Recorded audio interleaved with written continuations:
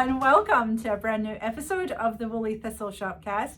It's great to be back with you. I'm here with Maggie, our product development manager and podcaster extraordinaire and knitter of really amazing things. And I'm Corinne. I own the Woolly Thistle and I love doing these podcasts with you. Oh, good. Yes. Me too. Yes. So it's been a couple of weeks and how you doing? Do we want to tell them what the Woolly Thistle is? I feel like we often just assume you know what the Woolly I know, I'm Thistle sorry. is. Sorry. Okay. So why don't you tell them what the Woolly Thistle is so I don't have to toot my own horn. The Woolly Thistle is an online shop located in the great state of New Hampshire. We focus on wools from the UK, Europe, and beyond. Focusing on woolly wools, non-superwash wools. We do a little superwash. We do. We let it in here or there for socks primarily, but mostly it's very woolly wool, isn't it? Yeah. It's got a really good hand. It's heirloom quality. Yeah. It's going to last for a long time and makes beautiful, beautiful things. Yeah. Yeah. So thank you for being here. Is that enough of a... I think so. I just like reminding people that we are a shop. We are a shop. That's right. We're not just two randos out here. Well, we kind of are, but we also run the shop. We do. And actually, we have stopped doing ads on our YouTube channel so that you don't need to be bothered with ads anymore. We've decided that we're now able to stop doing that, and you know, the Woolly Thistle actually sponsors this whole Shopcast now. So thank you for shopping with us. It makes a huge difference. Thank you for giving us a thumbs up and subscribing, which also makes a big difference and helps other knitters find us. In some ways, I think we are quite unique in that we specialize in these yarns, and when you find your way here and it's your jam, it's lovely. Yes. I will mention too that we have two lively communities that all are invited to join. Our Ravelry group and our Facebook group are both delightful places filled with enthusiastic, encouraging, and helpful knitters. Yep. Great photos of whips and FOs and just loveliness in there. Really, really great. Yeah.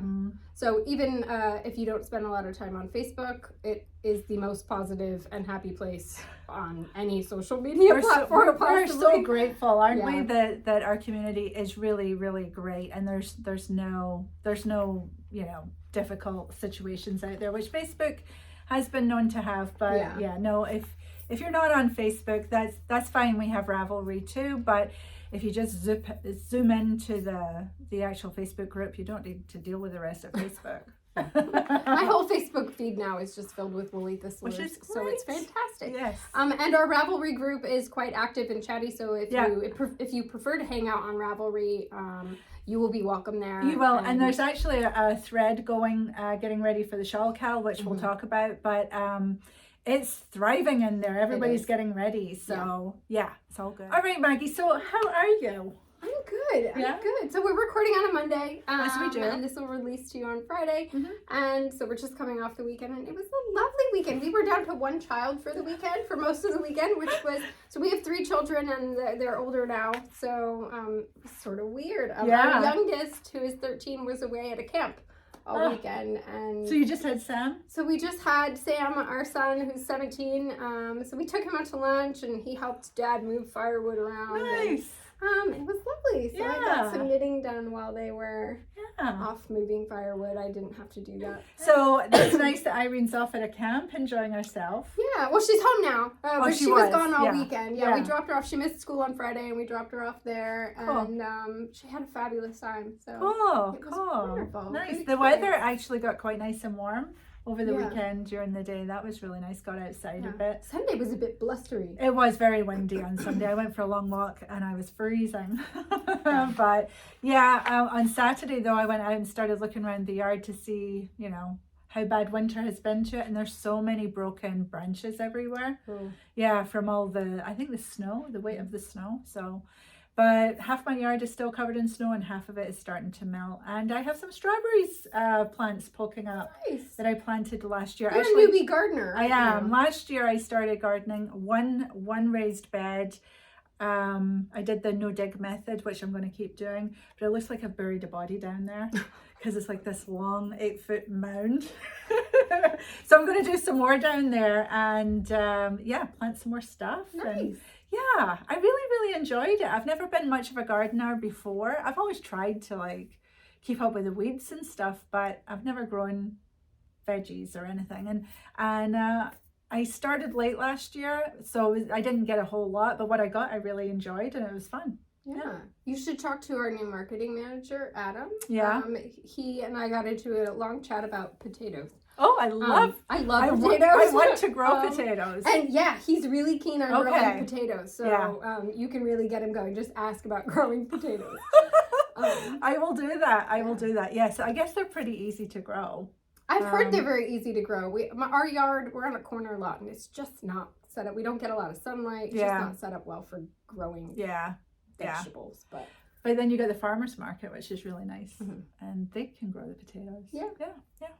All right. So what are you telling me? What are you wearing today? Oh, I'm wearing an oldie but a goodie. This is my Victory cardigan, which we offer as a kit, and there's a course to go with it. And it's still chilly in the morning, so I threw this on and buttoned it up, and I feel very cozy. Nice. Yeah, it's knitted in Rauma Vams, which is their Aran white. And yeah. I noticed one of our employees, Ruth, she was wearing her Victory cardigan a couple weeks ago, and it was knit in Let Lopi. It was absolutely gorgeous. Oh, that's a great idea. Yeah, same sort of white yarn. Yeah. Fabulous. Yes, actually the Dun Robin that I'm knitting and working on right now, you could knit in this Vams or Let Lopi or Studio Donegal. Getting ready to knit another one. I'm excited. It's in the Studio Donegal in this sort of purple color, which is very thistle-y color. Yeah. So that's the next one I'm going to do. Great. And I think just to interject about the Dun Robin, I think we are trucking along. We are getting organized again and starting up, and hopefully that will be ready when it's ready, and we will definitely be telling you about it when that comes. So that's exciting. Stay tuned. What are you wearing, Maggie? I pulled out an oldie but a goodie. I'm wearing my Belmont cardigan by Gudrun Johnston. Yes. You could tell the lace kind of scrunches up, and I probably could have knit a bigger size. But I usually wear it like this, so I really don't mind it. I wear it quite a bit when the weather starts to turn. Yeah, nice, because it's a lightweight. It is. It's knit with Jamieson and Smith Heritage 4-ply. Which is gorgeous in the moss colorway. In the moss colorway, yeah. There's not really been any pilling, and it's a very cropped sweater. But and you actually knitted that twice. I did. I didn't make a mistake. The first one, I just knitted just for the record. Just to clarify. I knit it twice for fun. Both of them fit. The red one though is just not in very nice yarn. So it was deep stash. I don't from the 70s maybe. Like, not even my deep stash. Wow, inherited deep stash sounds like So, but it was one of those I had to cast on right away. Right away. You know how that is. I needed to cast on, and that was what I had in the stash that I would get gauged for. Yeah. But I never really wear it, which is kind of a shame. Yeah. But we're all yarn snobs. And I love red, but it's not quite the right red. It wasn't quite. It was bright red, wasn't it? It's very bright. Yeah. 70s or whatever. Yeah. So it was sort of like a test of yes, I like it. But I quite often will knit things over, for a second because I want to either, give it away or I just make mistakes and I have to do it. But yeah, that seems to be fairly routine for me to knit. And I think when I do my designing, I knit the thing over and over and over. Yeah. There are some things I knit multiple times, but not too many. Yeah. I don't know. Are you like that with books? Do you reread books? I don't really reread books. There are a couple of books that if I reread them, they're special. Yeah. Whereas like my youngest daughter, Irene, she'll reread the same book. Yeah. She just loves it. Yeah. She'll just like pop into that world. Yeah. And I'm like, yeah. Yeah. So, interesting. So are you knitting on anything right now? Wait till you see. So I showed last time in the last episode, I had swatched with JNS for so good. The Smucky sweater, which is Kate Davies' design. Right. She wrote the design for DK, but I found someone on Ravelry who has knit a lovely version in a fingering weight, and so I was swatching to see what I got. And I didn't get gauge, but I got gauge for something. I got gauge for the Paul Klee sweater. Yay! So I've been busy. If you want to hold this one, so that is the first yoke that I finished. It's gorgeous. It's a little bit small. Yes. as you can see. Although, so I counted the gauge on that one. Like, I couldn't stop knitting it. I had a feeling it was going to be small, but I'm like, it's too pretty, I can't stop. So I just kept going. And as one does, I just kept going. And I've put it on barber cords. Yep. And I blocked it. Yeah. And I checked the gauge, and the pattern is by Midori Hirose, and she says to go up a needle size in the color work. And I was like, I'm not going to do that. I don't have to do that. I know what I'm doing. I was wrong. I did have to do that. So I think I also might have accidentally left off a short row shaping at the back of the neck. You were so eager to I get was to the so color work. like, you know how sometimes you're just like, oh. Yeah, it's so, beautiful. So the nice thing is my daughter Irene, who is Little Miss It's Itchy, really likes this. And so it's not itchy. It's really not. Like I blocked this and washed it. It's so soft. And it's Jamieson and Smith. It's Jamieson and Smith. A little bit of, is it all Jamieson and Smith? So in the colors of the yoke, I also have some Jamiesons of Shetland Spindrift, which is great. So they worked lovely together. They're just so gorgeous. So while after this was blocked and dried, I counted at the back of the short rows. I wanted to see just the single strand J&S, if I was getting gauge or if I was off. And the color work is a little tight, but the gray is spot on for gauge. So I started again. And I just finished the yoke on this one. And it was as I was doing this one where I was like, oh, this yoke looks deeper. What did I do? And I've printed the pattern. I'm a pattern printer. I printed the pages that I needed, and I was checking off, and there weren't check marks at one of the sections. And I was like, oh. I also decided to go up a couple of sizes from the one I was going to knit. So this one is going to fit? So I think this one is going to fit. It stretches a lot. I don't want to stretch too much because it's going to pop gorgeous. off. Are you going to do any, is there any coloring on the sleeves? I could see doing There's not, but I could see, I'm picturing doing like right before the ribbing, maybe like a color pop. A little square around or something? I think maybe just like a garter row. Just a little pop of color. It's so pretty, Maggie. It's so pretty. I'm so happy with it. So I've never been that person who's had a matchy sweater with her daughter, but I'm so gonna. Oh yeah. You have to. This time. I have to. So I'm gonna finish mine first, mostly because I'm working on a cone. Yay! So it did occur to me, I'm like, I could wind some off and work on both sweaters, because why wouldn't you work on both sweaters? Right. Do one sleeve, do the other sleeve, do another sleeve, do another sleeve.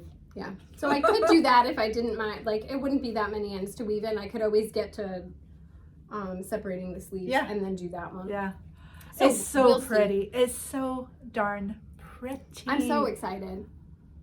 So I did take it. I put it on this one on barber cords. I bought a second set of barber cords because I'm like, okay. Yeah, they're so useful. They really are. So, and this one, it's going to fit very well. So, excellent. Yes, I'm very excited. Very, very nice.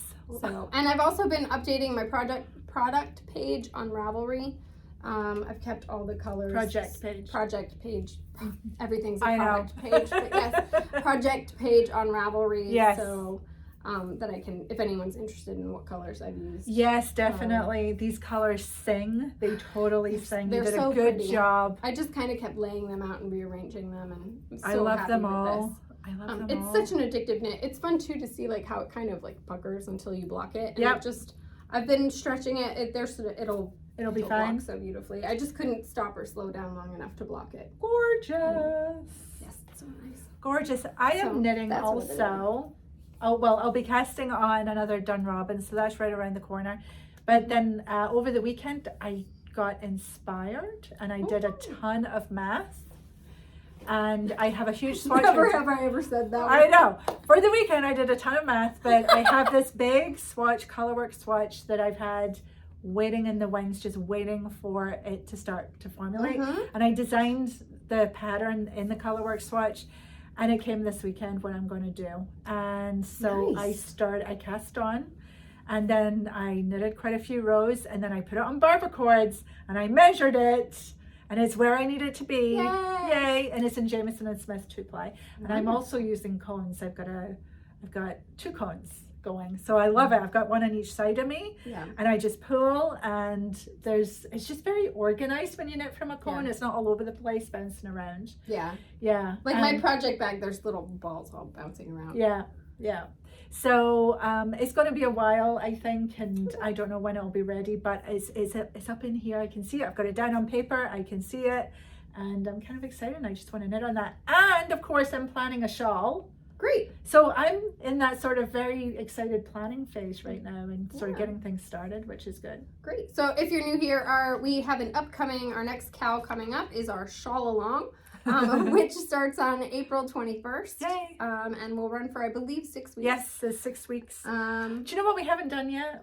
We need to announce it one now. Oh. Usually we don't keep you waiting, and look at us just getting on with it. Yeah, we just jumped into the chat. Do you want to? Sure, I will announce the first winner of a $25 gift card to the Woolly Thistle is Valerie Melanson. And Valerie said, wow, I am so happy to view each new Shopcast. So many beautiful projects, books, and yarn, and so much to learn from your correspondence. Thank you, Corinne and Maggie, for being such dynamic hostesses. Oh, well, thank you are very so much. welcome.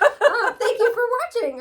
So Valerie, if you want to email us at info@thewoollythistle, put prize winner in all caps in the subject line, and we will get you your $25 gift card. Yes, congratulations. And if you want to be in the running for a Woolly Thistle gift card, it's easy. All you need to do is give us a thumbs up, leave a comment below, and subscribe to our channel, and you can be in the running. And then Caitlin usually, and talking to Caitlin, she's coming right up, but Caitlin will go through and randomly pick winners, and we pick 2 every episode. Yeah. So congratulations, Valerie. Is it time to go to Caitlin? I think it is time to go to Caitlin. Yes. You're going to want to see what she's been working on. Yes, Caitlin has an FO for you, which is really lovely. She's in a different location, which is really like, I want to get in there and start looking through those drawers. I know. And Agreed. yeah, and she's also talking a lot about shawls and yarns for shawls. So very, very interesting. Stay tuned and watch that, and then we'll see you back here on the other side. Hi everybody, it's Caitlin. Nice to see you again. I am coming to you from my parents' house. I'm here on spring break in my mom's craft room. So you can see she's also very crafty. She does a lot of rug hooking, so she's got lots of wool and also knitting, and it's fun to be here. So wanted to show you quite a few things today. So number one is the sweater that I'm wearing. This is something I've shown in progress a few times. It's the Pressed Flowers cardigan by Amy Christoffers, and I made mine in Ullcentrum 2-ply sport weight for the gray and handspun for the flowers, the colors, sort of a variegated skein. It's supposed to be long sleeve, but I made mine 3/4, and it's sort of a cropped fit. Now I say it's done, but I'm still needing to weave in my ends and put some buttons on. Hopefully shortly that will happen. Let's show the flowers go on the back too. This is the smallest size, and I made it purposefully to have a bit less ease than the pattern calls for. I like things to be just a little bit more fitted. And as far as yarn goes, the Ullcentrum, I bought 4 skeins expecting to use into the 4th skein, just barely broke into the 3rd. I think part of that's because I shortened the sleeves, but yeah, because it's mosaic and not traditional color work, there's not a lot of floats. I'll show you the inside here. Where you're trying to keep the flower intact, there are some gray floats, but otherwise you're only using one color at a time. So the fabric is just really nice. It's not so doubly thick like colorwork gets. And then it doesn't use as much yarn because you're not always carrying one behind. It makes a really nice sort of waffly feel, sort of garter, but with some kind of, the slip stitches kind of break that up, and fits, feels just really nice. I'm contemplating another one in just 2 plain colors, not the variegated, and maybe omitting the flowers. It feels like it's going to be really wearable, so I might want another one of these in a little different style. Yeah, so that's the pressed flowers almost done. So there's that. What I really wanted to talk to you today about is the Shawl KAL coming up, and planning for your shawl projects or hap projects. So I have a couple of my haps or shawls that I've knitted over the years, and then some recommendations for yarns that will give you a drapey shawl. Some things to keep in mind when you're looking for drape. So I'll pull a couple of examples up first, and then we'll talk about yarn choices. So this, I think, might have been one of the first shawls I knit. This is called the Linus shawl. The name of the designer is escaping me right now, but it's a sort of asymmetrical triangle. The point comes down at kind of a asymmetrical spot, and it's very shallow. It's got a large wingspan, but it doesn't go very deep, so you can just kind of wear it like a scarf. Fun thing about this is it's just garter, so it's very simple, and you just start on the end here with like 1 or 2 stitches, and you increase on one side like 1 stitch, and you increase on the other side 2 stitches, or it's increasing at different rates on the sides, which creates this really cool shape. It was a self-striping yarn. I think it's a Cascade something from years ago. So by the end, you've cast on about this many stitches, and that's how many you bind off. But it's very simple and kind of a fun shape, pretty wearable as sort of a scarf. Next, I've got something sort of similar to that. It's the Summa or Summa shawl, S-U-M-M-A, by Meiju KP. And this is another one where you start kind of on one end. It ends up doing some short rows. There's a little bit of eyelet kind of stuff. It's 200 gram skeins. I used every bit of both of them almost. These are, I think, Plucky Knitter, something of a souvenir yarn from a few years ago. It's kind of another shallow but wide shawl that's easy to kind of wrap around like a scarf. This here is another fun example of how short rows can create a really pretty shawl. This is the Aggregate shawl by Jimenez. And this used kind of, again, some superwash speckled souvenir yarn. I used to pick up like a skein or something of special yarn that caught my eye when we'd be traveling. I don't tend to do that so much anymore now that I work for the Woolly Thistle, and yeah, pretty well stocked in our yarns. But anyway, this one starts, it's a triangle shape, starts here, and then you kind of do these some short rows back and forth here and there to create these sort of wedges, which was fun. Then let's see, this one is what I would call maybe or I think Stephen West calls a schlanket. It is the Courage shawl by Shannon Cook, and it is really big. It's a triangle, and this is one that lives on the back of my couch in my living room and is very big, like a shawl blanket. It's mostly hand spun and is mosaic knitting, so has some kind of fun motifs, 2 solid colors, and a kind of variegated color in there. And I've knit 2 of these. It's a really fun one, this one and one for a friend. It probably needs some care. It does get a lot of use at my house. Love the size of this for like throwing on over the shoulders on a cold evening. And then similar to that, I have the Hansel hap that I knit last year for our hap knit along. This is by Gudrun Johnston and is knit in Jamieson and Smith 2-ply jumper weight for the colors, and Jamieson and Smith Shetland Supreme for the main color. We've got kits for this, maybe even launching a kit in similar colorways to this. I'm not totally sure, but this is the half size, so it's just a triangle. And again, is the kind that really goes over your shoulders nicely. This one lives on the back of my desk chair. And I'm glad I ended up taking a lot longer to do the lace edge. I think that looks pretty. I'm going to talk a little bit more about this one in a minute, so I'll keep that handy because I want to talk about yarns for shawls, and especially when you're looking to get that drape kind of easy to wrap around, a little bit flowy fabric. that just creates like a nice feel to it. So let's kind of go into what makes a yarn drapey and what are some from the Woolly Thistle that might be some that you want to consider for your project.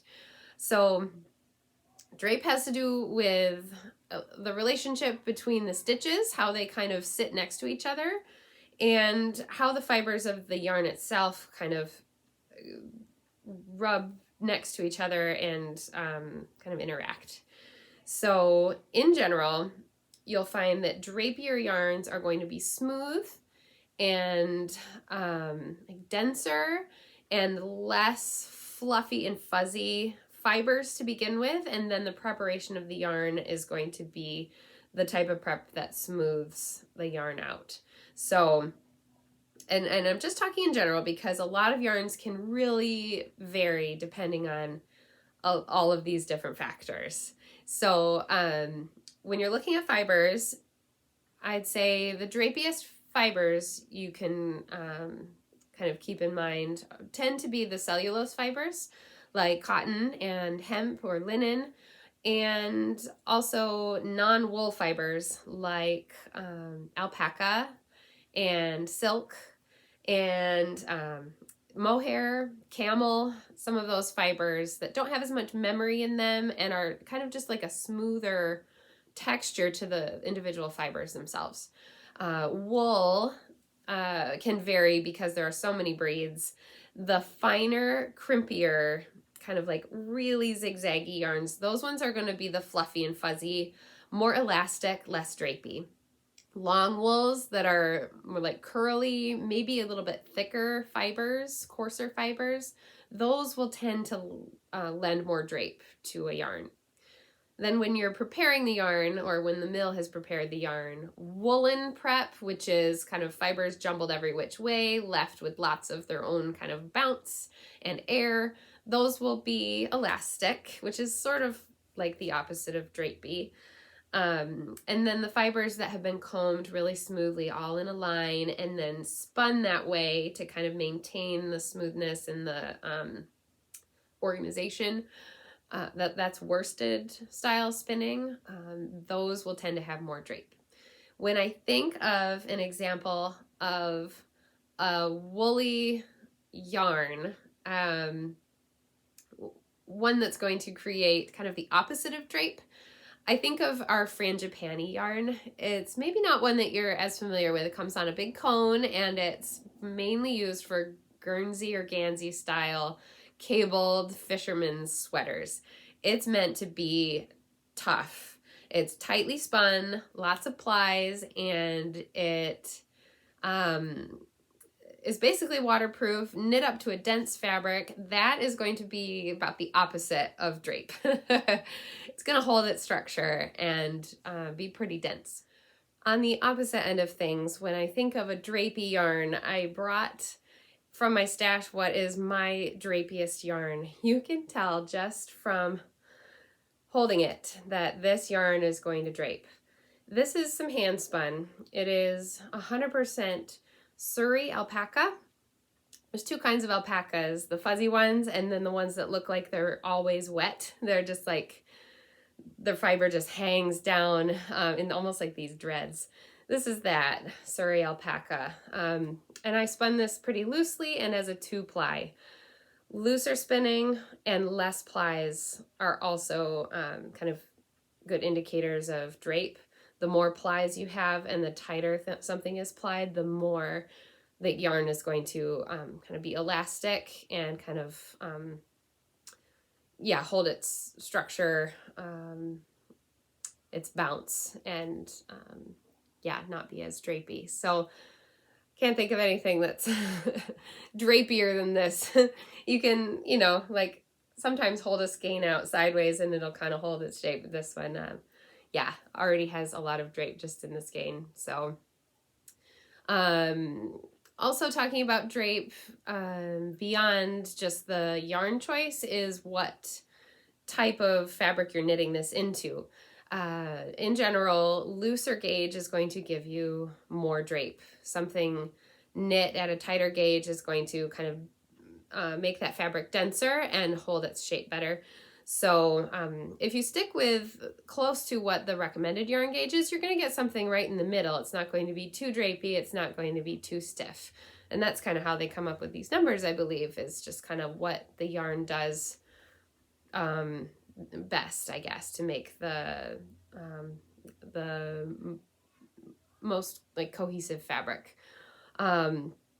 So, and then it depends on what type of knitting project you're doing. If it's stockinette stitch or garter stitch, it'll have a bit of drape. If it's lace, it'll have a lot of drape. If it's colorwork or pretty tight cables, or some like really intense textures, those are going to just involve more yarn, a few layers. It's not going to kind of stretch and drape as much.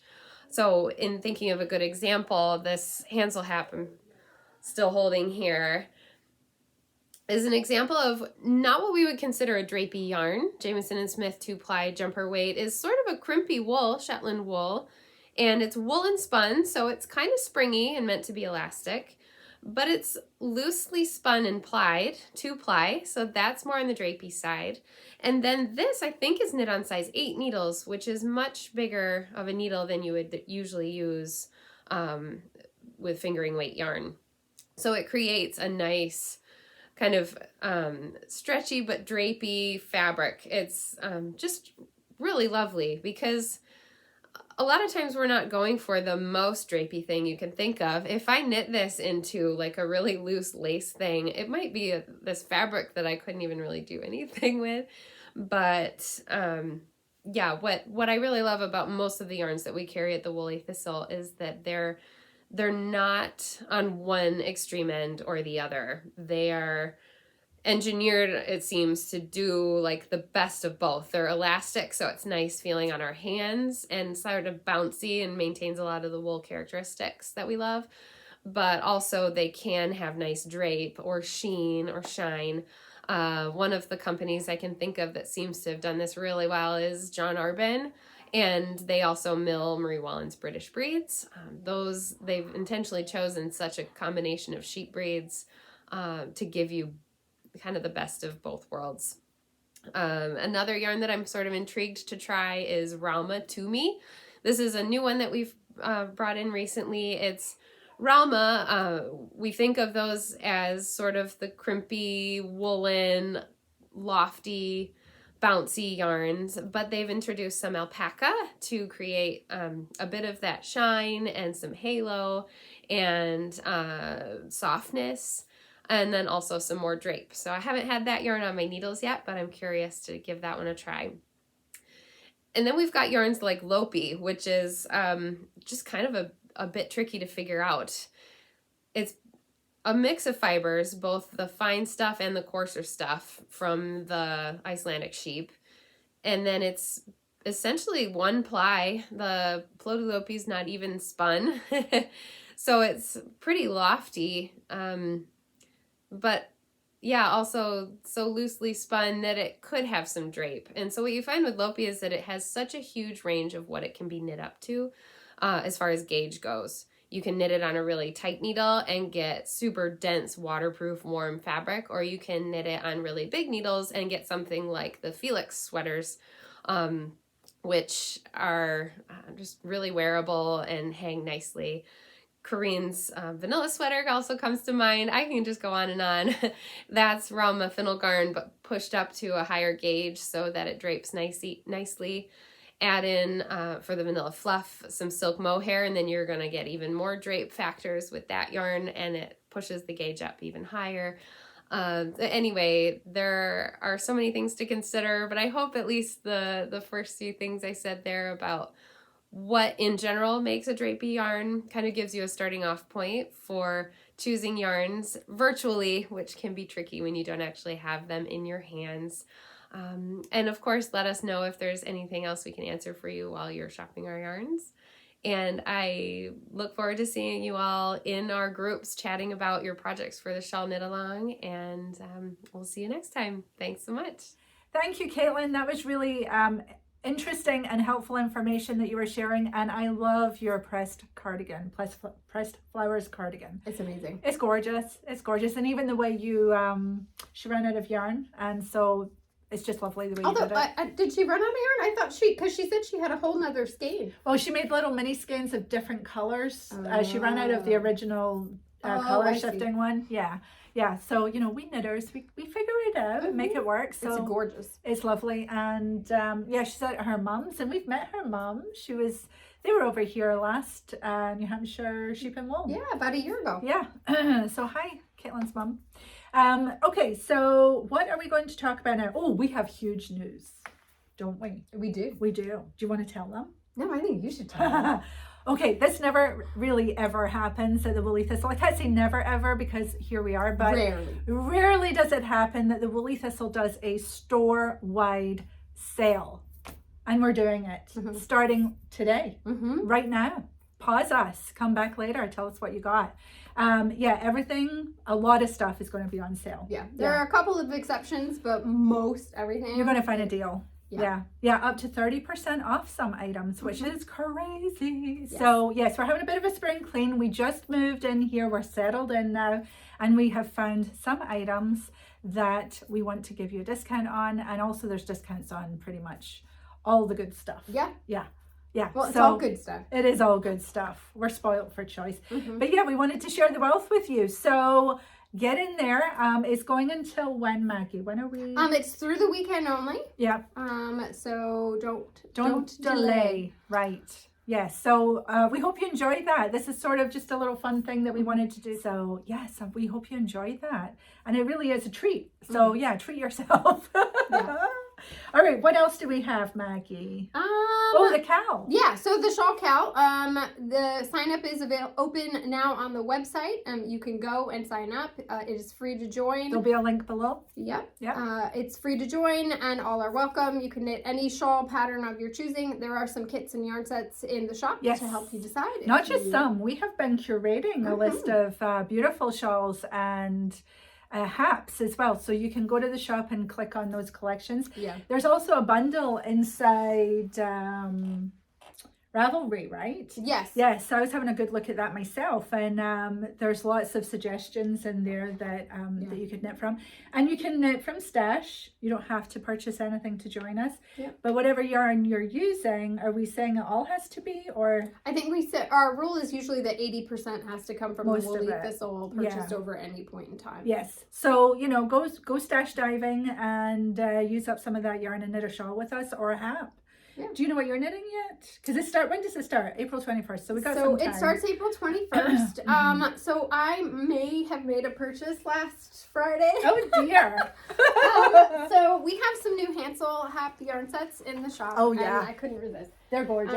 So look at these colors. One of the yarn sets comes with a cone of 202. Thus my motivation. And then it is contrasted with these 4 yarns. Isn't that pretty? I just absolutely love them. There you go. Here, let me take these. So those 4 and these 4 and this. And the cone of 202. Gorgeous. Oh, so pretty. I know. So here's my reasoning, and I might actually not knit Hansel. I'm actually really tempted to knit the Vatna shawl, which is also a Gudrun Johnston pattern. It was in her Shetland Trader 3 book. And I believe which I think you can still get in the shop. And she recently released the pattern on Ravelry as well. Now, I will say, I don't know if the large set that I bought for the Hansel will actually allow me to knit Vatna, but if I have to buy 1 or 2 extra balls. So I'm just clarifying in case you don't do feel that. inclined to do the same thing as me. My inspiration was really, I'm like, ooh, cone of 202. Because I'm obsessed. Like the colorwork yoke has just really gotten me going, and I really want to knit a cockatoo bray. But I love that. I wanted a lighter base color. Also, I had a this would be so good as a cockatoo. I know. There's so many good color combinations. And it's fun. That's why I figured I'm like I can make this work. And even if Vatna ends up with different contrast colors, the cone will get tons of use. So. Awesome. And then this is the other one, which is sort of hiding in my red sweater, but this is another one that we've just brought in a kit for. All Jamieson and Smith, of course, 2-ply. Yeah. And that would be so pretty. So, of course, the edging will be in this, and then the main body will be in this, which is Color 80. 80. Why did I think it was 82? Really? 82 is a similar brown. We're really loving the browns. Yeah. Yeah, like like that behind you there, the Belvrade. That was, I almost was going to knit that again.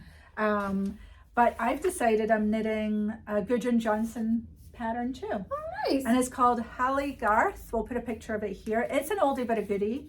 But it's one that I have eyed for years and years, thinking, oh, I would love to knit that, and never got around to it. There you go. And it starts with just one stitch, like a hat does, and then you keep increasing on the edge. But the difference is that the triangle of this is all sort of, it's like the tree. It's like, you know, like the tree. Oh. So, well, I don't know if it actually is a tree, but it looks like that, you know, and I don't know if it's twisted stitches or what it is. But anyway, there's lots of little diamonds, and they fill out with a tree inside each one of them. So it's nice. It's got texture, so you'll see it there. Yeah, it's lovely, and I'm really excited to be casting that on when we get to do it. Yes. I'm at the starting line. I know. Ready to go. I know. I'm ready to go. Yeah. Here, for anyone who is not familiar with the Hansel hat, yes. I do have mine here. Where have you been? I don't know. Speaking of brown, though. We love brown. This is knitted in Armscott Manor's Black Welsh Mountain. Thank you. Black Welsh Mountain, and it's so soft. It really is. And this is the lovely edging on the Hansel hat. So yeah, you've got that sort of, is it feather and fan, or is it Old shale? Old shale. It might not be either, remember. but it's similar. And then you've got this applied border on the edging, which is lovely. I was going to just finish my my Hansel, but I thought no, I want to start over with something new. So I'll finish that. I will. I feel like all of a sudden I don't have a ton of whips that are like languishing, but there are a few, and I pulled them out to work on them, and I'm like, no, not yet. But it will happen. It'll right? happen. So. I think just having the confidence to know that, you know, so that's gone off the boil, and I'm really excited about this. Yeah. Knitting is for our enjoyment. It's not a job, you know. I mean, you got to enjoy it. And if you're not going to come back to it and finish it, you can rip it out and use that again for something else. Yeah. That would be a good segment to talk about, when you rip out and reuse yarn, what to do with it, because there is some nice things you can do to get it skinned back up again. Yeah. But so you're either going to rip it out and use it for something else, or you will come back to that whip. And that's what I tend to do. Yeah. Yeah. I had considered finishing my Westnits for the Shawl KAL, and I'm like, no, I'm just going to cast out something new. That is a very long-term sweater, I think. It is. I figure as long as it's done by the end of the year, then I've done okay. Yeah, there you go. There you go. Give myself a nice long deadline on that. Have we mentioned this? That there is now free shipping at a lower threshold than ever before. It's $125. When you spend $125, you get free shipping, even during the sale. Yeah. So double. That's good. I gotta tell you, I know I do local pickup, but man, that was so easy to get to $125. It's not even funny. It's true. And it's just lovely stuff. I love it when you guys do Happy Mail Day posts on social. I get to see all your orders arriving, and I love it. Love it. So I think now we have another winner. Our second winner for today is Eileen Fitzgerald, and Eileen says, thanks for a terrific episode, ladies. I just found out that a sweater I am knitting for a good friend is way too big, so thanks for sharing your huge whip, Corinne. What a good laugh we all had. Yeah. Yes. I'm glad to hear that response for Rachel was so generous. I adopted Pork Pie. Pork Pie. I'm smitten, Eileen. I love Rachel's sheep names. Thank you so much, Eileen. If you can email us at info@thewoollythistle, put prize winner in all caps, we will happily get you your $25. And you know, I know Eileen's name. She's been around for a long time. Thank you, Eileen, for still being here and even watching the Shopcast and all that. That's great, and congratulations.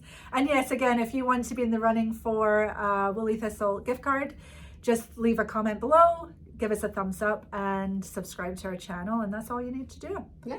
Yes, and we have some of the most lovely comments every episode, so thank you for that. Really, And really stay nice. tuned. If you're new to the channel, Rachel is a shepherdess who lives on Fair Isle. Crofter, A crofter who lives on Fair Isle, and she sends Yes. monthly dispatches. Sharing a bit about her life. Yes, yeah, you know, that you're so right. I mean, I just assume everybody is the same people showing up every time, and you know, we're all very comfy, and you know the whole thing. But if you are new here, Rachel is super, super special, isn't she? Yeah. She lives on Fair Isle. Now, Fair Isle is actually an island in the Shetlands, which I didn't know that years ago. No. So And that's where Fair Isle comes from. If you're not exactly sure where it is, do a Google map to see where it is, because it is this tiny little. First of all, like Shetland is much further north than I thought it was. Yeah. And it's way up in the North like Sea. this little tiny. Yeah. Tiny dot. It's a tiny dot, equidistant between the southern tip of Shetland and the Orkney Islands, which again is off the north of Scotland. Yeah. And so she lives there. She is a crofter, and she just kicks it. I mean, she just does a great job, even though conditions can be very, very harsh. And we actually have, are we going to her postcard now, or should we? No, I think stay tuned. I think that Rachel will take us out at the end of the episode. Okay. So anyway, she has she's made of really good stuff. She's got grit, and she has these beautiful Shetland sheep on Fair Isle, and they all have names, and they're all very loved by. They have the best names, like pork pie. My baby is Barnacle, and you Tiddlywink. So just recently she started an adoption program, and also added a Patreon page, and you can even just get her coffee, because so many of our viewers really have enjoyed Rachel's postcards every month, and we can see how hard she's working, and we all wanted to help, and so we encouraged her to make it so, and she did, and you guys really, really came through. So yes, go check her out. But we'll go see. We'll have a whole thing from Rachel soon, so don't worry. We will get to talk to her. So what's next then, Maggie? So I do think we should go to our next segment, which is actually a Thistler community contribution. Today we have a video from a lovely lady named Leslie. Yes, getting there. I was so excited to see that Leslie had dropped us something. And before we go to her, we want to encourage you to watch Leslie's segment. You can do this too. Send us it. There's actually a whole page on the website somewhere that gives you instructions of what to do. Yes, I believe it's under the Connect tab. Yeah. If you're having any difficulty finding it, just email us at info@thewoollythistle, and we'll send you a link. We want to hear from you, and we want to give you the platform to share what you've been working on, because we all work so dang hard on our finished objects and our knitting, and it's fun to share it. So yes. And that's the most fun thing about spending any time in our communities, is that so many of you are working on projects that are so amazing. Yes. So we're happy and delighted to watch them ourselves and to share them with all of you. Yes. So let's go and watch Leslie now. Yeah. Hi, my name is Leslie Wilson, and I'm new to the Woolly Thistle community, but I wanted to show you a few projects that I've been able to complete with kits that I bought through the Woolly Thistle. So the sweater I'm wearing is actually my very first color work project, and I'm so excited about it. I'm just over the moon about the sweater. I think it turned out so well. The pattern is by Jenna Cossett. It's from her beautiful book called The Knitting Kavala. This is the name of the pattern that I'm wearing. I won't try to pronounce that because I'm pretty sure I would not say it incorrectly. I purchased this book through the Woolly Thistle as well. It is a beautiful book if you have not seen it. The designer ties her patterns to finished mythology. It's just, you get this beautiful pattern and then these epic poems. It's just so beautiful and so inspiring. It's one of those books that you're going to want to knit every pattern in the book. But as far as the sweater I'm wearing, it has rib sleeves. You can knit the sleeves straight if you want to. There's an option for that. I knitted the sleeves about an inch longer just because I like a longer sleeve.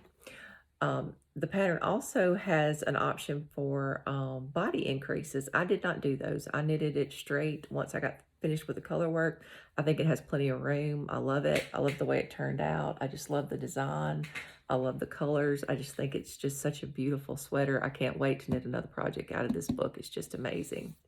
I do have a couple more projects I want to share with you. This is actually my very first sweater.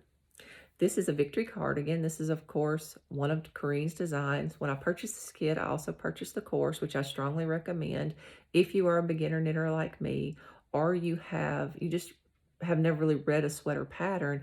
I think that course is great. It takes you step by step. This cardigan has a steek, so I was so proud of myself for being able to successfully do that. I did knit the sleeves in this one a bit longer as well. Also, once I got past the bust increases, I did not do the waist decreases. I just knitted straight down, and I really like it. It's made out of Rauma Vams, so it's a heavier wool. I kind of wear it like a jacket. I throw it on over a t-shirt with jeans, a scarf, and you're just good to go. It's a great go-to sweater. And it fits really well, and I was very proud of that to be my first sweater, for it to really fit and to be happy to wear it.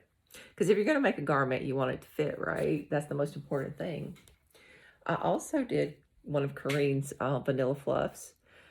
This one has crop sleeves, which I do like. It's a lighter weight sweater, so the crop sleeve makes it even cooler to wear. It's knitted with Rauma, but with fennel yarn and mohair, I believe. It's a double-stranded knit, which that was the first opportunity if I'd had to do that. I purchased the course with this one as well. I just thought these two sweaters purchased in the courses as a beginner, gave me just another level of comfort and just really, helped me through the process. And I think I just learned a lot from those courses. With the body of this one, I did add a couple inches just so I wouldn't have to wear a t-shirt under it or another shirt. I could just throw it on with some jeans and go, since it's so lightweight. Also, I have one more to show you. This is the sweater that I completed for the Sweater Cow. So this is Andrea Mowry's Douglas Cardi. It is also knitted in DK 2K wool, just like the sweater I'm wearing. And because I had extra yarn left over from both of these, I'll be able to complete a smaller project in this book that I love so much. But as I said, this is her Douglas Cardi. It's meant to be an oversized sweater. So if you are someone who likes a slimmer fit, I would encourage you to really pay close attention to the measurements. But I love this sweater. You basically just throw it on with jeans. You can throw it on with sweatpants if you're at home, and you basically just wrap up in it. But as I said, it's knitted with DK 2K wool. It has a pocket, and this was the first time that I had ever put a pocket on a sweater, so I was super proud of myself for that. The button band, you actually knit separate, and it's sewn in, so that was my first experience with that as well. But yeah, it's just a great oversized sweater. It's comfortable, it's cozy.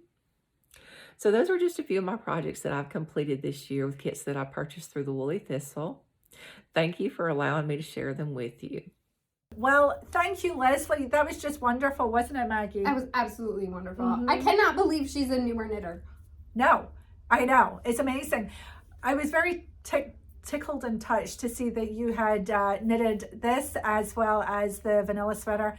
And thank you for saying that the courses were very helpful. That's awesome. Yeah, thank you for that. But your what had she just finished? Oh, what's it called? It's from Knitted Kalevala, and I murder any of those names. They're just terrible. But the three color, it's gorgeous. 2K DK sweater. Right. We could put the name of it here. You know the so one. Good. Yes, that was her first color work in a sweater, or her first color work ever in a sweater. Yeah, and the Douglas cardigan looked really nice too. Yeah. Are we getting an update from Tuku sometime? So we will get a restock from Tuku. We're pretty well stocked. Most of our kits are out of stock. Yes, with DK. Any of the kits that are currently out of stock, it's one color. It's that pinkish rosy color. H28. Yeah. So, but you could always put in another color. Yeah, you could certainly, if you wanted any help putting any colors together, you can email us. But there are so many patterns that use TWT. Yeah. It is a gorgeous yarn. It's a beautiful yarn. You knitted, where's the hat? Oh, it's right there on my desk. Yeah. It's called the Pyrie hat, or Pyrie hat. And it's Pyry. So lovely. Lovely, squishy, smushy. Yeah, so I haven't knit with Tuku DK yet, so I'm looking forward to casting something on with that. I think the Pyrie hat is a great hat if you want to try Tuku DK. Yep. And it'll give you enough leftover yarn that you can also swatch for a sweater with it. Yay! And you really love knitting on this. You I kind of did just love got in knitting a that. rhythm. I've discovered that I actually quite enjoy knitting ribbing. Me too. I've knit I a could whole just knit sweater. ribbing all day long. I've knit my Marie Wallen sweater, the I can't remember what it's called right now, Rosamond. That is all, well, there's cables, but the rest of it is all that. I would never have done that if I was still a right hand knitter. Yeah, I do knit continental and not a thrower. Yeah. Unless I'm doing color work, then I use both hands. Yeah. But typically I just. But ribs is good. You can get in a rhythm. You don't need to think about it. Yeah. Which is really The nice. thing that actually the barrier for me was when I hit the decreases and I had to think, and I was like, oh. This close. Well, I'm so glad you finished. I did, and once I got the markers in place and got going, it was fantastic. Yeah, but, it's lovely. It's lovely. Okay, so it's a nice way to thank you, Leslie. Thank you so much for your segment. Your knitting is beautiful. Again, if you're interested on having a little spot here on the Woolly Thistle, we'd love to highlight you. So just check out the shop website for that information and send us an email and let us know that you want to do it. Yeah. All right. Is it time for shop update? I think it is time for shop updates. Okay, what do we have? So in the shop right now, we do have a bunch of shawl kits. A couple of new ones went in about a week ago, but they're doing really well. The first one that I can think of is called Dulcinea. It is in Wool Dreamers Dehesa de Barrera. And Wool Dreamers. You guys are loving the Wool Dreamers. yeah, it's a beautiful pattern. We can put a photo of it here. And there are 3 colorways available. The pink colorway is currently sold out, but we will restock that so you can sign up to be notified. But the green colorway Verde is at the top. And then the 3 colors in the middle are the Vino colorway and then the Agua colorway. Okay, so there's 3 different sets here. Yeah. So you only need 3 skeins. Feel free, you can also put your own 3 combinations That'd together. be so nice with your cardigan there. I know. I know. It's spring. It's time Yes, for all the greens. exactly. And it's Dehesa de Barrera is a non-superwash merino, Spanish merino yarn. It's got such a good feel to it. It is. It's woolly. It's really woolly it's and it's woolly. soft. Yes. Bouncy. It's just a lovely yarn. Yeah. I saw on Instagram this weekend that Wool Dreamers is releasing a new yarn. They're teasing us. What's that one called? I don't know. But the photo was enough to make me go, ooh. So, lovely, Maggie. Yes, these kits are doing well. They are. And we put a picture there so people know which ones we're talking about. Yeah. Okay. So that's one of the kits available. Look at all this beautifulness. I know, I love it. And then we have, we've put together yarn sets for Natasha Hornby's Yvonne MT shawl. It's a mosaic knit shawl that she designed, I believe, in collaboration with her mother. Or for her mom. Or for her mom. It's a sweet story. Yeah. And we put together some yarn sets. It's spectacular. It's very graphic, high contrast. Yeah. Yeah, it's lovely. It looks absolutely wonderful. I think if you're interested in trying Biche Bouche, but you've not knit with it yet. Biche Bouche. Biche Bouche is Le Petit. It's such Gorgeous. a pretty, I love this colorway. Yeah. I thought of you with this colorway. You know me so well. I do. Pink in that grello-y color. So it uses the rose gold and the dark gray. Absolutely wonderful. I think that this is one of them. The purple, the dark You're in violet. a purple phase. I am. Yeah. I'm in a purple phase and a red phase. I'm Yeah. often in a jewel tone phase. So, and gray beige. Oh, gray beige. I know. Lovely. And then the Norwegian red with the light gray. You can't go wrong Really with. nice. Speaking of things I This is quite a big shawl, isn't it? So it's going to wrap around. Yeah. Like in the photo, they look all cozy. Yeah. It's going to be I don't know squishy. if it's a schlanket, but it's I don't think it's be quite cozy. that big, but it's going to feel good. The very light pink and the soft blue black. So pretty. And it'll tell you on the website which one we've designed as the main color. And if you wanted to order the reverse, you could just order by the ball. Yep. And then we have, labels were upside down. Then we have medium blue black and the medium gray. Lovely. Oh, Gorgeous. so pretty. Yes. Yes, It's the a gorgeous shawl color. kits are doing really well. I think people appreciate us putting the ideas and the yarns together so that you don't need to think too much about it. Yeah. Get to just enjoy your knitting. Yes, and there should be enough yarn, of course, in all the kits. Yeah. And then I'm gonna grab this beautiful basket, which is a whole lot of colors of Rauma thinner yarn. Yum, yum, yum, yum, yum. We have kits that are for some of Patricia Fortune's designs, including her Sunshine on the Path hat, which Corinne Love knit. that. Yes. And there was another one. So we've put together new yarn sets for the Treasures of the Forest hat. Oh, that was you difficult. can do it. Whew. So they're all one color shawls. So this Yeah. is not a colorwork project, but these are all the different colors that you can currently buy it as a kit. Yes, correct.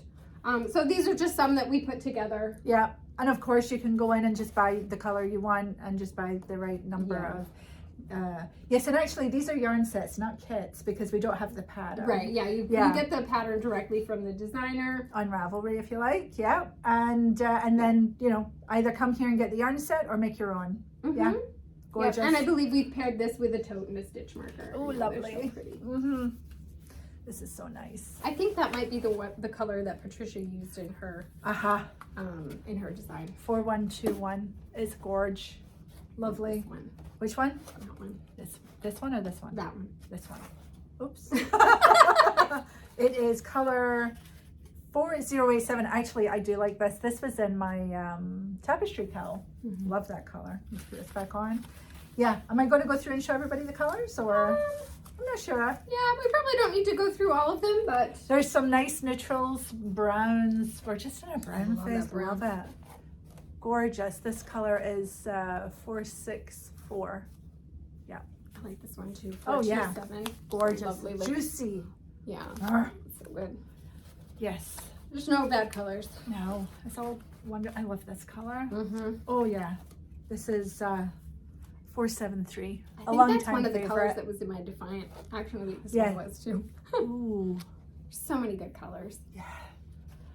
When I first got back into knitting, you know, however many years ago that was now, I remember having such a vivid dream full of yarn and color. And I was like being a kid in a, you know, toy shop. Yeah. And there's just all these colors, and I've never had that dream again. Oh, that's sad. I know, but If it was only you could wonderful. force it. Well, but now, you know, we have it in real life, so maybe that's why. But It's been fun knitting the colorwork yoke of the Paul Klee sweater, because Beautiful. there's something about colorwork for me that really feels like delving into that box of crayons. yeah. Like, I just want to see how this works. I want to see how this works. I know. And when it works, it just is so like, Yeah. love it. Yeah. Very, So good. very pleasing for sure. So these are in the shawl now, or in the shawl. These are in the shop now. Yes. This is the Oh, other one. yes. So we have put together, isn't this a pretty basket? Yes. Here, I'll show you all the yarn. We have put together yarn sets for the Pressed Flowers shawl by Amy Christoffers, using ONP's Oysters and Pearls Romney Merino yarn. Which is lovely. The pattern calls for a DK weight, and I just think that this will look absolutely stunning. Yep, absolutely. So we have some yarn sets for So that. we have some yarn sets in the shop that use this I think yarn. it's doing quite well too. Mhm. These might sell out soon. Are we? Yeah, so don't delay. Yeah. Yeah. Well, I think I checked, and we still had some. So Okay. again, we're filming on Monday, so by Friday. Yeah. But yeah. Good. Absolutely. Lovely. This too, you know, I'd love to see some shawls knitted in Rambler. Yeah. Because it's not just a sock yarn, right? Right. Well, I'm using Rambler on my West Knit shawl. That's right, you are. It's hibernating. That's right. That's right. Yeah. Which is not due to yarn or pattern. It is just just a need fact. it to go sit for a while. It is an undertaking. You're knitters, you know. Quite the undertaking, for sure. Yeah. What else do we have for shelf updates? Books. Lina has a lot Yes. going on right now. Yes, Lina has a ton going on right now. They have 2 books that are geared toward children. One just went on pre-order last week. It is called Making Memories, Timeless Knits for Children by Claudia Quintanilla. It includes 25 patterns for children, Wow. 9 sweaters, 7 cardigans, 1 vest, 2 socks, scarf, a pair of mittens, pair of fingerless mitts, a hat, and 2 blankets. It looks phenomenal. It looks absolutely phenomenal. And aren't they calling for some yarns that you might be able to get? Yeah, here at there are a the few Thistle? sweaters in there that use Jamieson and Smith 2-ply. Yep. One one uses colorway 3, which is like one of my favorites. Yes. It's that like little pinky beige. Yes, So it's good. gorgeous. And then there's a vest, I believe, that uses Vovo. Yeah. So just wonderful. Yeah. They really are classic looking Yeah, knits. yeah. Fun to knit. Yeah, so that is on pre-order now. Also, Lina has released issue 17. Yep. Is now available on pre-order. So that is their summer release, and as soon as we get any, pictures and stuff, we'll share those. It is available for pre-order now, so you should have some photos. If you go to the website, Okay. you can see those Good. right now. It includes 11 patterns for sweaters, cardigans, shawls, and more. Yes. It also has an interview with French designer and debut author Cynthia Vallée, who is the designer behind the new book Moosh and Friends, Oh yeah, which is also available on and pre-order. it's doing really, really well. That might have hopped in my cart as well. I cannot resist. I love knitting big little toys, and these just look amazing. It's the duck. Grady keeps, every time I go into her office, she would have the duck like pull. I'm like, what are you doing with the duck? I can no longer resist the duck. Well, you put a picture here. It's a duck in a cute little dress, and I'm just like, I'm gonna adorable. Gonna have a duck. I think Ruth is also. I think Ruth also. Yeah, Yes. we may have like an informal little animal knit along. That would be going on. fun. That would be awesome. I'm so excited to get my hands on that. And Moosh releases April 14th, which is not long. Any day now. Maybe I can knit the duck before the shawl in between my two sweaters. There we go. So you still have time to pre-order Moosh and Friends. And whenever you pre-order anything, we send your whole order when the pre-order releases. So if you want anything if you order yarn and the book, but you want the yarn right now, we ask that you place 2 separate orders so that they can ship separately. Otherwise, when your pre-order releases, we will send everything to you. Yeah. Morit 4 is is now available. Morit is a beautiful crochet magazine. From Scotland. From Scotland. It has beautiful patterns featuring woolly yarns. Oh, that was a pretty shawl. Oh, I know. Gorgeous patterns. look at this is all crocheted. Yep, every pattern in Morit is crochet, so if you're looking for crochet. We have been trying to add some crochet offerings to the shop. Yeah. And this is just one of them. We've had Morit since it first released with issue 1. Nice. This is New Lanark. Nice. Wow. Yes. Oh, yes. I didn't know this had come in, so I will be looking through. Yeah, this. it just came in. Oh, it's so And cute. released, I believe, last week. Yes. So that is available now in the shop. It does have some crochet shawl patterns. Crochet is welcome in our shawl along. Of More course. than welcome. Yes, lots of shawls in here. If you're looking for more crochet shawl ideas, Grady and I did a Facebook Live last Friday, which was March 31st. You can catch a replay of that in our Facebook group, and she had lots of crochet shawl ideas. Yes, I love this, Murat. The connection to the Woolly Thistle. Alison, who is the designer of this magazine, is also the designer that made our logo, the Woolly Thistle logo. And her mum and I were friends, and I think they've moved away down like mid-Atlantic somewhere, so we've kind of lost touch. But Alison lives in Scotland. She's married to a Scottish guy there. So Nice. yeah, I love this. This is great. I'm going to be stealing that. Okay. Yes. Well, when it disappears now, I'll know where. Yes. The other thing that has officially released is 52 weeks of socks. Oh, right. From Lina. That is available now. So if you're feeling the itch to knit socks, it is filled with gorgeous Keep you sock going patterns. all year long and then some. Yeah. Yeah. So we're going to head off to Rachel on Fair Isle and see what she's up to. Yes, enjoy your time with Rachel, and I think we will take this opportunity while he's blowing leaves or something out there to say, I think that's all we've got. I hope you've enjoyed the episode today. We'll see you in a couple of weeks, and just remember, if you go out, Take your knitting. bye. Hi Woolly Thistlers, it's Rachel from Barkland Croft here in Fair Isle, and as you can probably see, I'm in a different location today. This week I'm covering the school lunches for the primary school, so I'm just in the kitchen making today's lunch, which is pasta and lamb ragout with a side salad and ginger slice for pudding.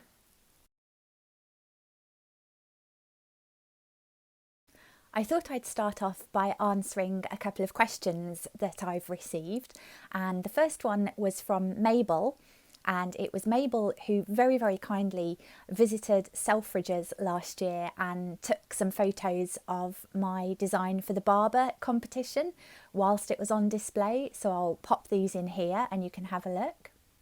And Mabel's question was to do with the pattern that I used on the lining of the jacket. So it's no particular pattern, it doesn't have a name or anything like that. It was just one that I didn't design the individual motifs myself, but it was my decision how I put them together. The way I started off designing something like that was I had an idea in my head of how I wanted the overall pattern to look, whether I wanted very big sort of deep motifs or smaller ones or what kind of combination. So I went for, let's have a look, 9-row, 3-row and 5-row patterns, and made a combination of those. The first thing I do is, I'm very old school, I don't use a computer for designing things, so I tend to kind of draw out different combinations of motifs just to see how they look together, whether they work or not, and then I might start colouring in just to give me an idea of what patterns will work. When I'm happy with the combination of the patterns, I tend to either do a swatch or make myself something useful so that I'm knitting for a purpose, as it were. So this is actually the same pattern that is used in the lining of the jacket. I just made myself a pair of leg warmers, which are always useful here because it's cold. Just did them in 2 colours so I could see whether this worked as an overall pattern or not. Then, let's find it, I tried out different colourways, putting the patterns together in different ways. I knew I wanted to use what we'd call here the traditional colours, so red, Shetland black, which is a dark brown, natural white, yellow and blue, but obviously within those colours there are so many different shades, so it was a case of trying out, seeing what worked, what didn't work, and this was the end result. The way I come up with the overall pattern, the motifs that I use, I didn't design those motifs myself. They were just ones that I liked the look at, that I found visually appealing to me. A lot of times people will ask, how do you get the patterns? Where do you get them from? Well, over the years I have a book, I don't even see, it sort of has squared, it's maybe not very obvious, squared paper or dotted pages, and I just kind of, whether it might be in the museum or in books, I kind of keep a record of different patterns, maybe ones that are used here on the aisle, so I have a resource that I can look back at, and if I'm thinking, okay, I need to do something with 5-row patterns, well, I've got all my 5-row patterns there. Otherwise, you can find lots of books either at libraries or thrift stores, charity shops, or places like eBay. This is a really good one, Fair Isle Knitting by Sarah Don. Some of the photos are actually here in Fair Isle. And this has lots of actual knitting patterns, but it also has charts as well. Another older one is this one by Sheila McGregor called The Complete Book of Traditional Fair Isle Knitting. And again, this has lots of charts in it. A more recent one is 200 Fair Isle Designs by Mary Jane Muckleston, and this is really good. The way it's organised is the sort of size of the pattern. So if you're looking for a particular size or number of rows, you can sort of find lots of options in here, and Mary Jane gives sort of different colourways as well. And then this is another excellent one. This is produced by the Shetland Guild of Spinners, Weavers, Knitters and Dyers, and it's called A Shetlander's Fair Isle Graph Book, and you can find that through the Shetland Times bookshop online, and this is just such a wonderful, try and show it, resource of the actual motifs, different colourways as well. It's a really lovely one just to sit and look through actually and get some inspiration. So that's kind of where I get my ideas from if I'm not working to a particular colourway in my head that's inspired by something, say, I don't know, the colour of the sea or the plants, that kind of thing. Plenty of ways to find different patterns, and then it's just down to the individual to kind of put them together in a way that you find pleasing to your own eye. So I hope that answers the question about the pattern there, Mabel. My next question is about the mud and the impact it has on the sheep's feet. And this is an excellent question because this winter has just been horrendous, as you've seen from pretty much every video I've been posting, saying about how bad the mud is. It's been awful this winter. It really, really has. And yes, it does cause problems for the sheep's feet, or rather it can cause problems for the sheep's feet. A lot of what I find in the Yow's field, they've probably got the best fields, but because it's still so damp in there, they do kind of around their fetlock area, so just kind of above their hoof, around sort of their ankle or sort of wrist, depending which leg it is.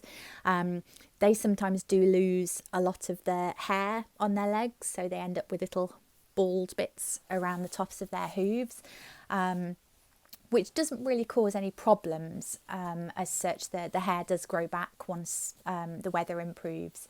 The main problem at the moment I'm finding, and this is the same every year, is that once the ground starts to dry out, the sheep have cloven hooves. Their hooves are kind of two parts with a split in the middle. And what happens is they're walking on the wet mud, and the wet mud gets in between the two bits of their hooves, and that's not a problem in itself necessarily. It's just what happens, the way they walk and the ground they're walking on. But once the mud starts to dry out, both on the ground and in between their hooves, it becomes very, very hard, and that can really irritate and cause quite a lot of pain in between their hooves. So that's one thing that I'm sort of constantly checking for, is any limping sheep. I'm lucky that most of my sheep are friendly enough that they'll allow me to go up to them and I can lift a leg up, have a look at their hoof, and probably in about 8 out of 10 cases sort it quite easily by pulling out the dried mud from there. And if it's looking really red, give them a spray with we call it blue spray, very original name. It's terramycin, which is an antibiotic spray, and that will just kill off any infection before it starts. So at the moment, that's the main problem with the feet. It's just limping because the mud is drying out in between their hooves. They can also get a disease called foot rot, which is as nasty as it sounds. The bacteria that causes that is present in the ground all of the time, in the soil year round. You can't get rid of it. One thing you can do to minimise the chances of the sheep picking up foot rot is to vaccinate them with something called foot vax, and that just stops the disease really affecting them badly.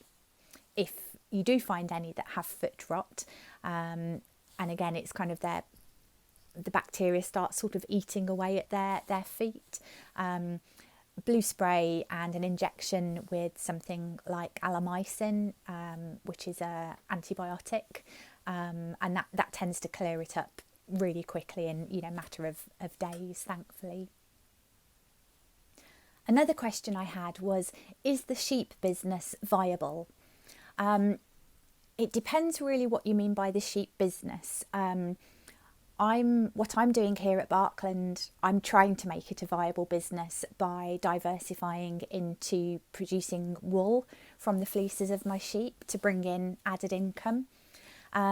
Mainly the way things are done here on the Isle is that people breed bigger crosses of sheep, so Shetland Yows crossed with either a Texel ram or a Suffolk ram or a Cheviot ram, which produces big, fast-growing lambs that will then get more money when they go out to the marts to be sold. Typically, with the numbers that people have on their crofts here, crofts are very small parcels of land. I have 25 acres, which is probably a bit more than average for a croft, but roughly average for Fair Isle.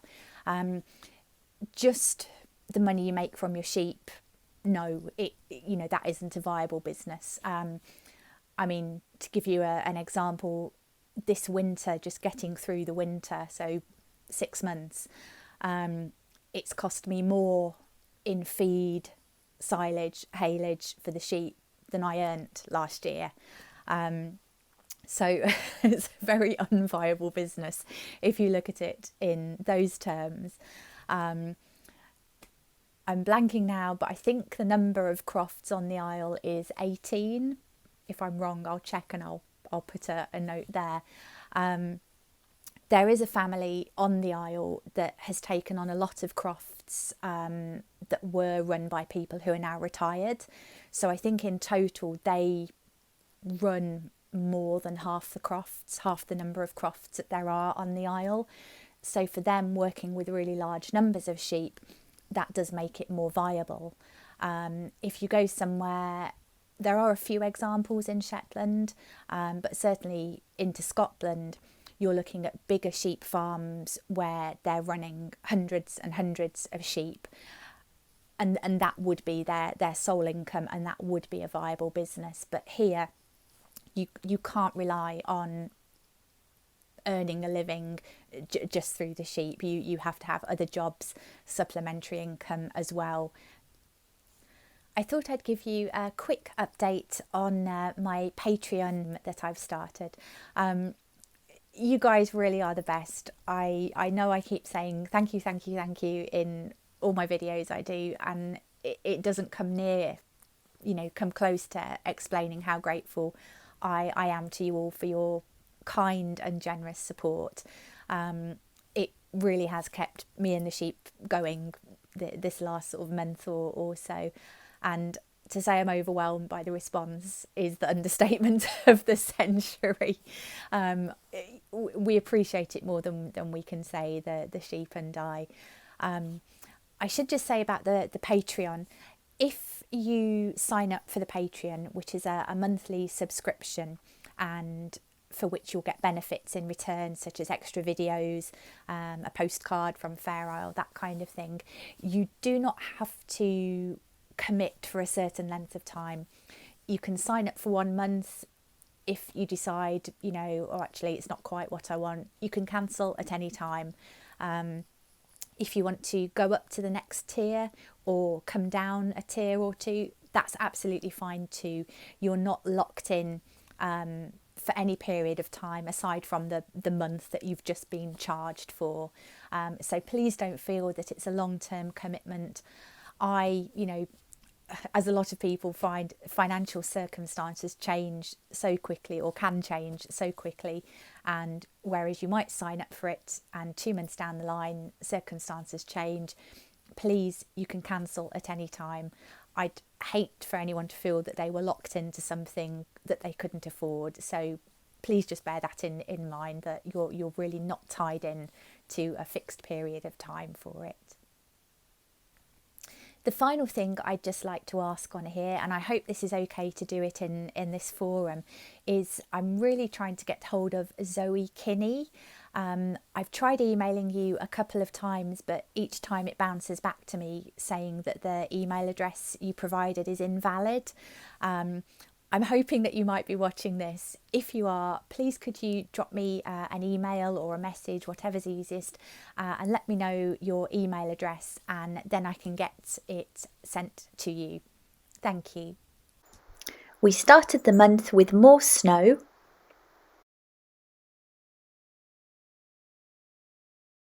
and had a couple of incredibly clear days and nights. We've also had fog,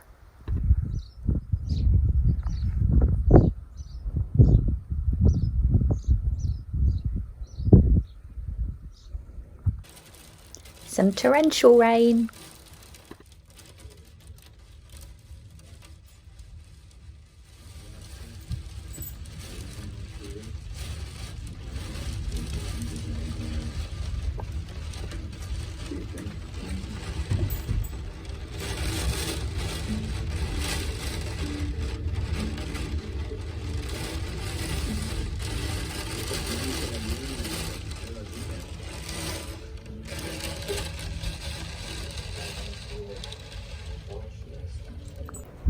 more snow,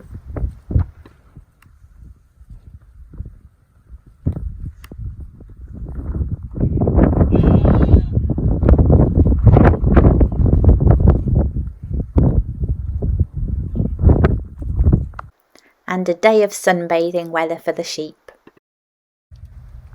The rams and the boys have been moved back up to their top park.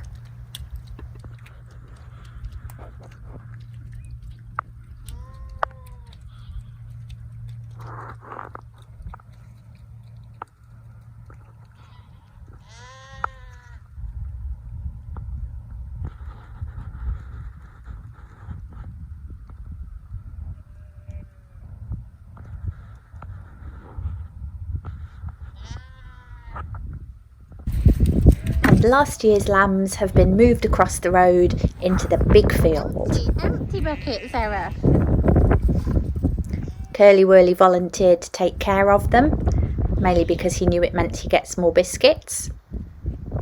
And I kept them in this field for 24 hours just to get them used to it and being away from their mums. And then they were let go in with the owls.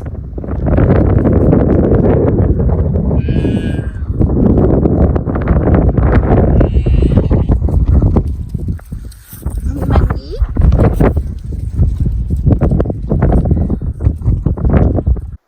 Branston got to meet his great-grandmother Patchwork. And Jason got to meet his grandmother, Miss Marple.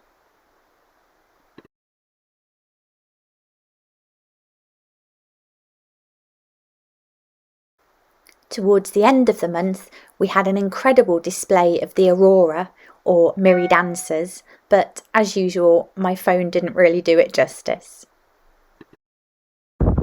So it's goodbye for another month from me and the sheep as we shelter from the wind, and we're really looking forward to seeing you again in our next video. Bye bye!